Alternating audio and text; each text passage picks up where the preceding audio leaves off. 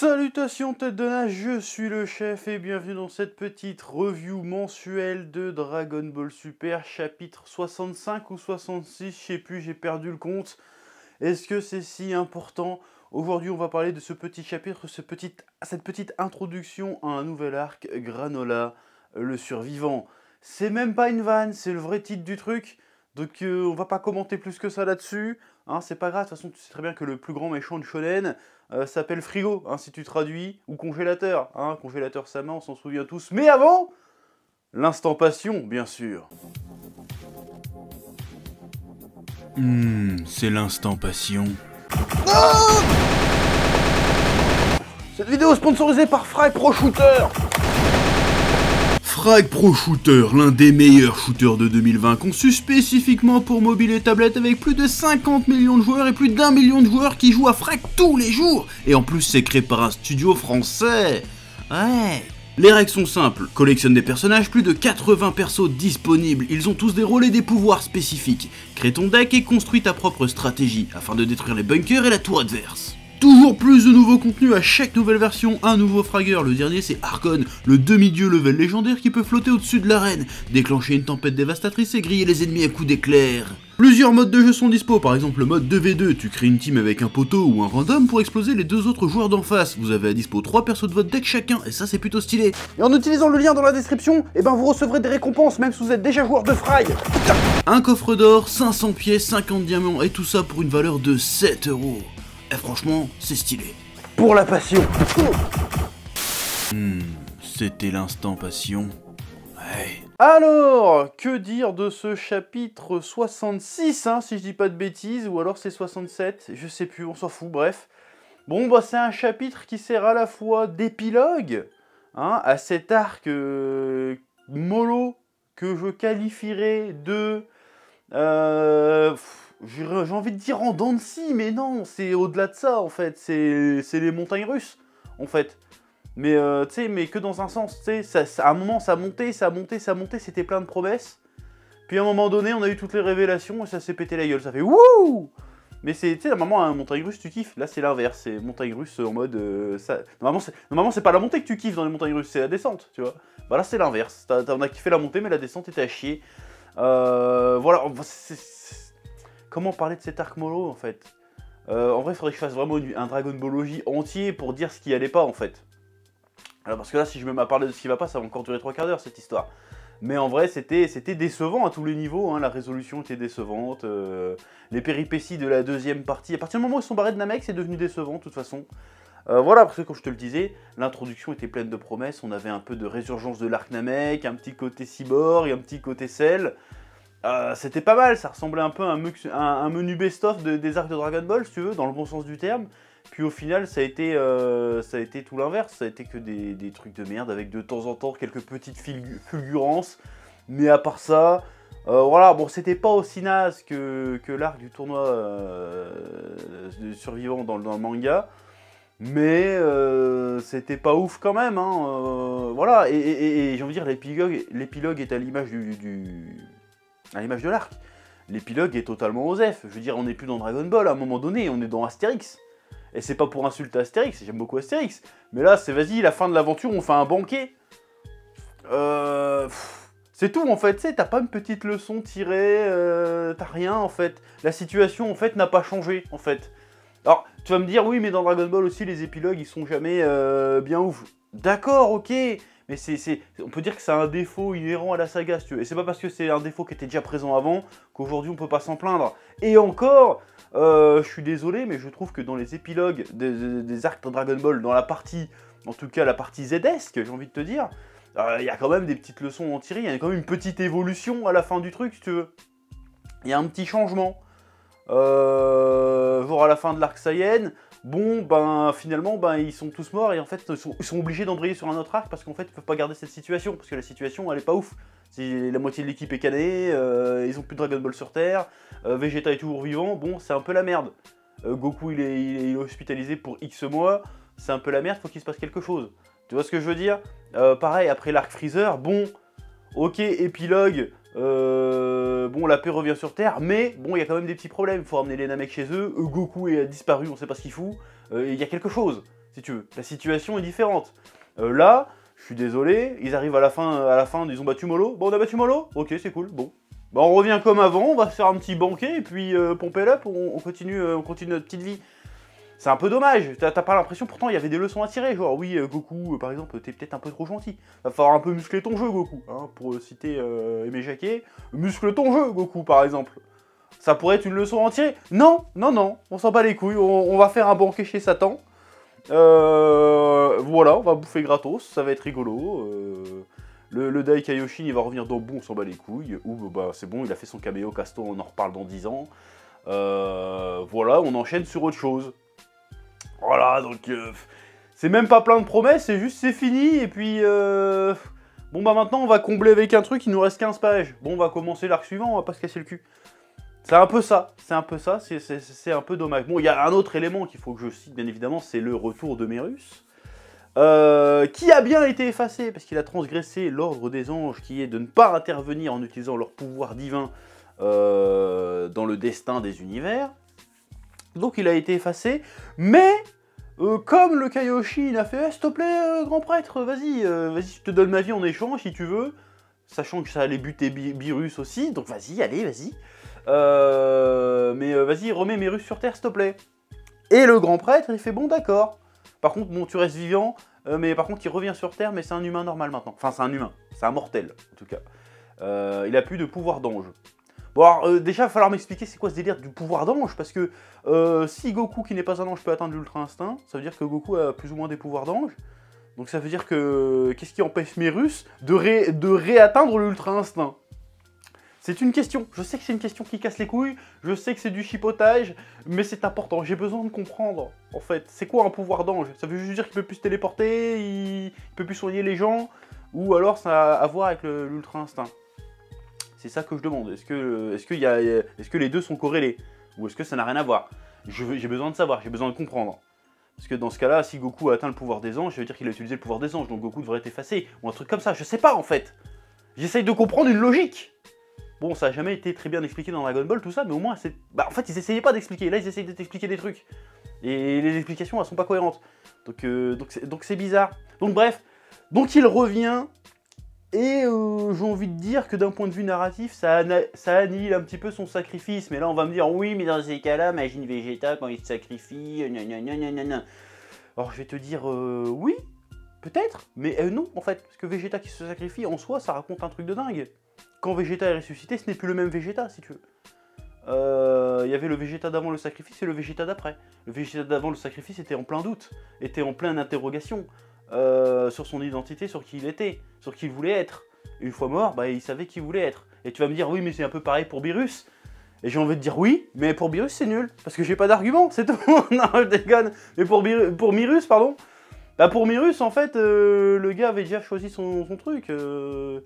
Du coup, le gars, il meurt, mais en fait, c'est bon, je restais dans la patrouille galactique. Voilà, c'était d'un point de vue dramatique, je trouve que c'était moins impactant. Parce que Myrus, déjà, on le connaissait moins, comme je l'avais dit à l'époque. Et il choisissait pas entre le mal, le bien ou le mal, et il choisissait entre le bien ou le bien passif, si tu veux. Donc c'était un peu moins intéressant. Alors ça aurait pu être giga intéressant. Si ça avait été bien fait, ça aurait pu être génial. Mais c'était pas génial, je suis désolé de vous le dire. Enfin, c'est mon avis, après si tu trouves ça, si ça t'a ému la mort de Mérus, bon ben... ça t'a ému, voilà. T'es sûrement le genre de personne qui chiale devant Mandalorian, certainement, pareil aussi, ouais, c'est cut gratuit, j'en ai rien à foutre. Mais voilà, t'es insensible, c'est tout ce que j'ai envie de te dire. T'es facile à faire chialer, t'es facile à émouvoir, ce n'est pas un jugement, chacun sa sensibilité. Mais en tout cas, tout ce que je sais, c'est que ta sensibilité artistique, elle pue la merde. Ça, je préfère te le dire clairement. Tu chiales sur ce que tu veux, hein, mais voilà. Ouais, je suis méchant gratuitement aujourd'hui. Donc bref, Myrus revient et le seule conséquence, c'est bah en fait t'as plus de pouvoir d'ange.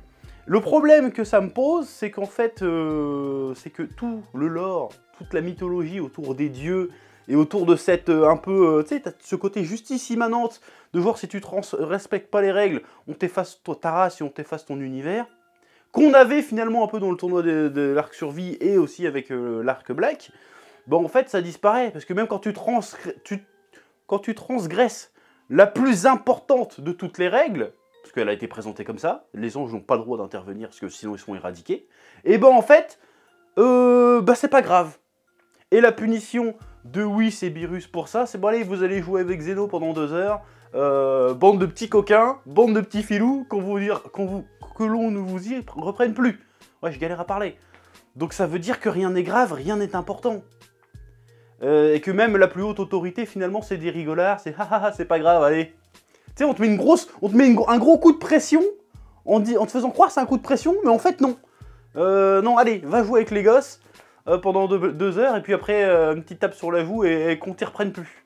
Donc ça annihile totalement la menace que peuvent présenter le Daikayoshi, enfin le grand prêtre, les anges, et même Zeno, finalement. Parce que tu dis que Zeno, il veut effacer ton univers, mais tu fais, regarde par là, ça bouge, il va dire, oh, c'est bon, je te sauve. Tu vois, donc c'est complètement stupide. Alors je peux comprendre que derrière, il y a peut-être une volonté de montrer que les volontés divines, en fait, n'ont aucun sens, tout ça. J'y crois pas une seconde, en fait, je suis sûr que c'est pas ça du tout, c'est juste parce que c'est marrant, en fait. Et du coup, je trouve ça nul. Je trouve ça nul, j'aurais aimé qu'il y ait des vraies conséquences. Des véritables conséquences, tout simplement. Genre, bon, Beerus, alors t'as pas été capable de surveiller un ange? Oui, c'est pareil. Bon, bah on va vous éradiquer. Ou un truc comme ça, ou une vraie punition, quelque chose. Bon, bah alors t'as voulu sauver la Terre, bon bah je t'oblige à la détruire maintenant. Tu détruis la Terre, sinon j'efface tout l'univers. Voilà, putain de plot de ouf. Et là, tout d'un coup, t'as Goku qui est obligé d'aller se friter avec Whis et Beerus pour de vrai. Et là, il se passe une dinguerie. T'as une espèce de Civil War Dragon Ballesque. Ça serait génial. Mais non, ils ont pas fait ça. Parce que c'est Dragon Ball Super, et parce qu'il faut que tout le monde soit gentil, il faut que tout le monde soit beau, faut qu'à aucun moment, le lecteur, il soit pris de doute, qu'il se pose des questions. Non, donc faut que ça soit de la merde, faut que ça soit facile, faut que ça soit Gulli, faut que ça soit pas de patrouille. Donc voilà, c'est ça qui se passe. Donc va jouer avec les gamins, ça fait plus rire personne, les gags avec Zeno, en vrai. Ça fait rire qui? Ça fait rire personne, on est bien d'accord. Donc bref, donc Beerus revient en tant que patrouilleur galactique plus ou moins lambda. Alors, est-ce que ça veut dire qu'il va être aussi efficace qu'avant? Est-ce que c'est... Je sais pas. Ça se trouve, on va même plus jamais le revoir. C'est possible aussi. Je ne sais pas. Parce qu'on est dans Dragon Ball, encore une fois. Ils te mettent des personnages stylés, puis après ils font non, mais en fait, il fait sa vie. Et on va rester sur Goku Vegeta qui ont 50 piges là, et puis qui font des trucs de gamins. C'est plus rigolo. Donc voilà, donc Beerus est là. Donc conclusion de l'arc. Finalement, on n'a pas appris grand-chose. On aurait pu invoquer l'idée que la volonté des anges, la volonté divine, rester passif, tu sais, ça aurait pu questionner le divin quelque part, le divin, le mystique, ça aurait pu être intéressant, mais en fait non, c'est pas ça qui s'est passé. Molo, on sait pas trop d'où il sort, on sait pas trop ce qu'il voulait, voilà, gros acte manqué. Il y avait moyen aussi, parce qu'au moins Black Goku, alors... On peut aimer ou pas aimer le délire, mais au moins, il y avait un cheminement qui était d'ailleurs plus approfondi dans l'animé. Il y avait un cheminement de pensée. On comprenait le méchant, si tu veux. Pour une fois dans Dragon Ball, on nous expliquait le méchant, pourquoi il faisait ce qu'il faisait. C'était super intéressant. Molo, pareil, le mec, il a 10 millions d'années. Il y avait peut-être moyen de trouver un truc intéressant à faire, tu vois. C'est juste, non, je veux pas être enfermé pendant 10 millions d'années. Ouais, non, mais qu'est-ce que t'as vécu? Pourquoi tu veux tout manger? Qu'est-ce qui se passe? C'est quoi ton projet, en fait? Bah, on sait pas. Et c'est un peu dommage, pour une fois on aurait pu, quitte à se la jouer un peu space opéra, mode Star Wars, machin, bah autant y aller à fond et nous raconter des trucs. Sauf que là, non. Voilà. Donc c'était un peu de la merde. Hein, grosso merdo, c'est ça que j'ai envie de te dire. Oui. Et ensuite, deuxième partie de ce chapitre, j'ai envie de dire même troisième partie de ce chapitre, l'introduction du nouveau personnage qui s'appelle Granola. Bon, je vais pas faire de vanne dessus, hein, tout le monde l'a fait, genre, ah, ce méchant, ça va pas être du gâteau. Abonne-toi, mets la cloche. Bon, alors, du coup, pour le look, pour une fois, il a vraiment un look plutôt sympathique, mais il a pas un look de méchant, c'est ça qui est bizarre, je trouve qu'il a un look de plus ou moins de... Il a presque un look de héros. Mais en fait, moi je me pose la question, en fait, le problème, c'est que Goku maîtrise l'Ultra Instinct. Donc ça veut dire que quelque part dans l'univers 7, il existe encore des mecs capables d'être au moins aussi forts que ça. Et là, ça pose encore l'éternelle question, ils étaient où ces bâtards avant, en fait. Parce qu'en fait, Dragon Ball, l'histoire tient debout, c'est une question de timing. Parce qu'en fait, Beerus, il se pointe 5 ans avant, la Terre est baisée, si tu veux. Tu vois ce que je veux dire? Mais non, mais il s'est pointé 5 ans après. Du coup, Goku pouvait un peu se défendre. Tu vois, le coup de chatte. Pareil pour Broly. Heureusement qu'ils sont pas tombés dessus 10 ans avant. Parce que là, c'était baisé, si tu veux. Non, là, on est Super Saiyan Blue, c'est bon, on peut te trouver, y a pas de problème. Donc voilà, s'il y a un mec qui est encore suffisamment puissant pour... dans l'univers, autre que les dieux de la destruction et anges compris, pour présenter une menace sérieuse face à Goku, bon, va falloir expliquer d'où ils sortent, en fait. Tout simplement d'où ils sortent, qu'est-ce qu'ils faisaient, comment ça se fait qu'ils attendent spécifiquement maintenant pour se pointer, parce que ça devient complètement incohérent à un moment donné.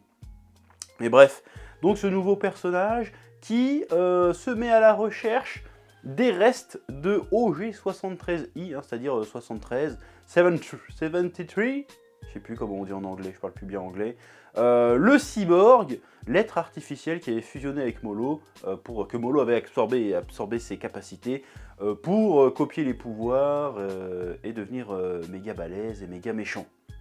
Donc apparemment, il a survécu avec, supposément en lui, toutes les données, tous les pouvoirs que Molo avait accumulés. C'est-à-dire les pouvoirs de Molo, déjà, normalement, hein, et les pouvoirs de Merus, entre autres. Et peut-être ceux de Gohan et tout ça aussi. Donc, le créateur original de OG73, le propriétaire, en tout cas, parce que c'est le créateur, récupère ses restes sur Terre. Il en fabrique d'autres en copiant les données, c'est ce qui est marqué, il copie les données. Donc apparemment, il a fait une armée de 73 avec les mêmes pouvoirs, mais apparemment non. Ça suffit pas, parce que Granola, il veut... j'ai du mal à dire cette phrase, Granola, à chaque fois ça va me perturber. Parce que Granola, en fait, il veut l'original. Alors on se pose la question, pourquoi il veut l'original? Pourquoi il veut l'original? Comment il est au courant que l'original est là? Donc ça veut dire que s'il veut l'original, ça veut dire qu'il sait ce qu'il y a dedans. Donc il sait que dedans il y a a priori les pouvoirs de Molo et les pouvoirs de Merus. Donc comment il est au courant de ça? Ça c'est la question qu'il faut se poser. Ils vont nous ressortir le coup du moustique robotisé qui a été tout voir. Je sais pas comment ça se passe, comment il peut être au courant de ce qui s'est passé sur Terre à ce moment-là. Voilà. Donc on peut imaginer que en fait Granola convoite les pouvoirs qu'il y a dans 73, et notamment les pouvoirs dans eux. Donc là, ça va être l'instant théorie. Voilà. Théorie claquée du cul que tout le monde va faire, certainement. Déjà, tu vois la gueule du mec, tu te dis, tiens, le gars, il a les cheveux un peu blancs, il ressemble un peu à un ange dans sa gueule. Il ressemble un peu à un ange. Or, peut-être, vu qu'on a vu que Merus était un ange déchu, peut-être que c'en est un autre d'ange déchu. On peut l'imaginer, que le Granola, ça soit un ange déchu. Comment je vais appuyer cette théorie? C'est sûrement ça, hein, même si je trouve ça pourri. Enfin, ça pourrait être intéressant, en réalité. Ce qui s'appelle Granola. Granola, c'est les céréales. Son camarade, qu'on ne voit pas encore, qui lui donne des instructions, s'appelle Oatmeal, ce qui veut dire faucon d'avoine, me semble-t-il. Bon, qu'est-ce que tu fais avec des céréales? Bah, tu fais de l'alcool, quelque part. Tu fais de la bière, tu fais des trucs... Et qui sait qu'il y a des noms d'alcool dans l'univers de Dragon Ball? Les anges. Ah, tout est lié, tout est lié. T'as vu, là on n'est pas au level SNK, on n'est pas au level One Piece. Là c'est vraiment de la merde si tu veux. C'est vraiment des trucs de gamin. Donc on peut imaginer que le gars en fait il a été déchu à un moment donné. D'où le nom, Granola le survivant. Parce qu'en fait il a survécu à l'éradication quelque part. Et du coup il essaye de récupérer, encore une fois c'est une théorie, toi ça trouve c'est pas ça. Il essaye de récupérer les pouvoirs divins de Merus, afin de lui-même redevenir un ange, et de peut-être, imaginons, se rebeller contre le système des anges, Zeno et tout ça. Pourquoi pas? Parce que c'est le seul moyen que je vois d'un point de vue narratif, là comme ça, si on part de l'hypothèse, ou que c'est un ancien ange, pour le rendre, faire de lui une menace. Parce que juste piquer les pouvoirs de Merus pour vas-y, je vais rallier sur la galaxie, c'est complètement con. Parce qu'à un moment donné, tu sais très bien que tu vas te faire niquer par quelqu'un. Parce que s'il est au courant que 73 et Molo se sont fait niquer par Goku, bah il doit bien se douter que quand il va tomber contre Goku, il va se faire niquer aussi en fait. Donc c'est ça que je comprends pas. Donc je suis très curieux de voir la suite. Mais si ça se trouve, c'est ça. Et si c'est ça, ça pourrait être intéressant. Ça pourrait être intéressant et on pourrait partir effectivement sur un arc où on affronte les anges ou trucs comme ça. Ça pourrait être sympa. Genre le côté, ok, Merus, lui, ça a été le gars qui s'est rebellé vite fait. Et là, tu vas voir le gars comme Merus, mais qui veut se venger. Ça pourrait être intéressant. Encore une fois, ça pourrait être intéressant si c'était pas Dragon Ball Super. Tu mets ce scénario-là de base au mec qui fait Boruto, t'as une masterclass, tu vois. Mais là, c'est Toyotaro derrière. Et Toriyama aussi. Et j'ai fait mal au cœur de parler mal de Toriyama, mais j'y crois plus. Mais encore une fois, là, on va se faire avoir, si tu veux. Dans les 5-6 prochains chapitres, si tu veux, on va être encore un peu hypé, parce qu'on va pas savoir. C'est ça qui était balèze dans Dragon Ball avant, qui est un peu balèze dans Dragon Ball Super, c'est que on est plein de questions. Genre, ah, c'est qui ce mec-là, d'où il sort, qu'est-ce qu'il fait? À chaque fois qu'il y a un nouveau méchant, c'est ça. D'où il sort, qu'est-ce qu'il fait, qu'est-ce qu'il veut, c'est quoi ses pouvoirs, ça va être quoi ses transformations. À chaque fois, on est hypé par ce genre de truc. Le fait de pas savoir la suite, si tu veux. Mais à un moment donné, on va avoir les réponses. Et les réponses vont être claquées au sol. Comme d'habitude. Or qu'avant, dans Dragon Ball, le manga, putain, genre c'est qui ce nouveau Saiyan, putain? T'apprends, pouah, c'est le fils de Vegeta et Bulma, t'es là, oh putain, c'est un truc de fou. Tu vois, là, tu vas arriver, on va te sortir certainement ce que je viens de te dire, ou complètement autre chose, mais ça va être nul. Ça va être naze. Ça va se finir à coup de fusion, ça va se finir à coup d'absorption, ça va faire du Genki Dama ou des conneries comme ça. Ou peut-être pas, ça sera peut-être totalement autre chose. Encore une fois, on peut être surpris par ce début d'arc, parce que finalement, là, on a que des miettes, on a que des bribes. C'est aussi peut-être un des premiers arcs de Dragon Ball Super qui est directement connecté au précédent. Donc ça peut être intéressant aussi. Mais je trouve ça, voilà, c'est plein de promesses, encore une fois. Et on va tomber dans le panneau, on va tomber dans le piège. Même moi, à un moment, je vais lire un chapitre, je fais « Ah, c'est pas mal! Putain, ouais, il y a moyen de faire des trucs sympas avec les idées qu'ils proposent. » Mais je sais au fond de moi que ça va être claqué. Et je vais continuer, parce que j'ai la passion, parce que je suis une espèce de drogué, en fait. Je te dis, je te sors toujours l'anecdote de la femme battue. Je sais très bien qu'il va finir par me retaper sur la gueule, mais je reste avec lui, parce que j'ai l'impression qu'il m'aime quand même un peu, tu vois. J'arrive pas à lui dire adieu. Bah, je vais rester quand même, et puis un de ces quatre, et ben, on va retrouver mon corps par terre. C'est ça qui va se passer. Putain, c'est glauque, en fait, comme comparaison, je suis désolé. Mais c'est ça, en fait. C'est comme un alcoolo, tu vois, je suis alcoolique, non, j'arrête de boire du vin, et puis au final, bon, bah, une dernière bouteille, et ça va me caler. C'est ça qui va se passer. Mais voilà, c'est... Voilà, c'est plein de promesses. Je peux pas dire que ça va être nul, je n'en sais rien. Ça peut être intéressant, comme je viens de te dire, si la théorie... Franchement, en vrai, n'importe quel trou de balle peut sortir cette théorie. Si cette théorie s'avère être vraie, il y a moyen que ça soit intéressant. Il y a toujours moyen, en fait. Mais jusqu'à présent, ils nous ont quasiment toujours déçus. Donc je vois pas pourquoi cette fois-ci, ce serait différent, en fait. Voilà. Donc bref, pas grand-chose à dire, finalement, même si je suis sûr qu'elle dure au moins 20 minutes, cette review, sur ce chapitre et ce nouvel arc. Je suis très curieux de voir ce que ça va donner. J'aime bien l'idée qu'on se déplace dans l'univers et le petit côté space opéra de Dragon Ball qui est sympa, bon, qui reste pas mal enfantin quand même, parce que bon, ça reste Dragon Ball, ça je peux comprendre. Mais en fait, il est pas assez limité, enfin il est pas assez délimité l'univers de Dragon Ball, je trouve. Parce qu'on te dit, ouais... À un moment, on te dit, il y a 12 planètes habitables, et puis en fait, on te rend compte qu'il y en a 168. Donc tu dis, bon, d'accord, pourquoi pas. Donc bref, je suis curieux de savoir d'où vient ce personnage de Granola. Sans déconner, avec un nom pareil, va vraiment falloir faire des trucs de dingue pour le rendre badass, je suis désolé. C'est comme si tu disais, tiens, le méchant Pépito, tu peux pas le trouver badass, c'est pas possible. Or que Freezer, bon, il y a un petit côté heure derrière, tu sais, ça fait un peu Kaiser, ça fait un peu SS, tu vois, tu te dis, bon, il peut faire peur. Couleur pareil. Cell, bon, Cell, ça fait un petit peu, tu sais, ça fait un peu médical, ça fait un peu maladie, ça peut faire peur. Boo, bon, Boo c'était pourri, mais Boo tout seul, le gars, il a détruit la Terre, donc du coup ça marche. Mais Granola, va vraiment falloir, pour le rendre badass, va vraiment falloir y aller, hein, quand même, parce que Granola, c'est compliqué. Enfin bref, encore une fois, l'avenir nous dira ce que ça va être cet arc. Moi je m'attendais à un tournoi, bon c'était pas un tournoi, donc ça va être un vrai arc entre guillemets. Donc on va voir ce que ça va donner. Encore une fois, je sens qu'on va s'hyper dans les 5-6 premiers chapitres, et puis après on va dire putain bande de bâtards, vous vous êtes encore foutus de notre gueule. C'est obligatoire. On verra bien, bon, ne compte pas voir Oob, ne compte pas voir Broly, ne compte pas revoir Freezer. Ça serait vraiment étonnant qu'on revoie Freezer. Hein. Franchement, même Broly, je suis même pas sûr qu'on verra sa gueule un jour. On verra. Enfin bref, sur ce... Je te dis que la passion te guide, pouce bleu, abonnement, commentaire, et puis voilà, Dragon Ball c'est la vie, et on verra si cet arc sera bien digne de Dragon Ball. Mais il y a 9 chances sur 10 que ça soit pas le cas, hein, tu le sais très bien. Maintenant, on est habitué. Sur ce, à plus dans le bus comme on dit, ouais je sors des expressions de vieux con, je m'en bats les couilles. Bisous. Ouais. Eh oh, tu vas pas te barrer comme ça, hein? Tu vas laisser un pouce bleu? Un petit pouce bleu, hein? Puis tu regardes aussi les autres vidéos. Parce que voilà, tu t'abonnes. Ouais. Ouais.